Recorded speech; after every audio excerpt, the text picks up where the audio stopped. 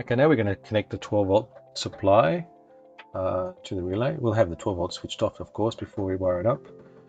The positive goes into the N, which is the first terminal, and the negative goes into the L, which is the second terminal. It's a little bit counterintuitive because L is live and N is neutral, but for 12 volt, this is the way you set it up. And there are also little positive and negatives on the relay to say which terminals you should set it to.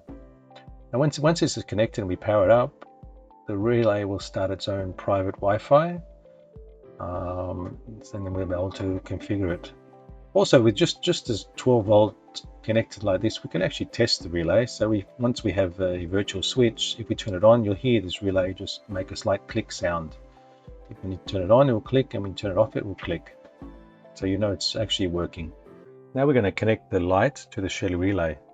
The fuse positive, it goes to the number 1 terminal, and the 0 terminal gets connected to the light.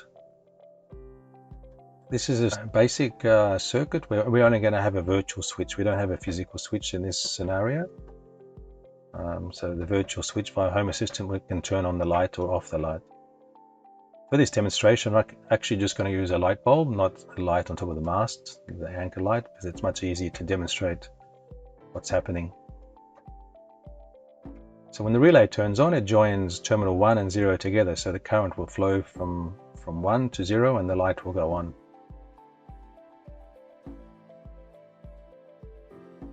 Normally have a physical switch that switches the positive, like in this diagram here. Basically the relay is wired in parallel to the switch, and it's this option you're most likely going to implement. Another option is the Shelly option, where the switch actually switches the negative and it's connected to the SW terminal of the relay. One benefit of this is that the Home Assistant can sense when someone's physically turned on the switch.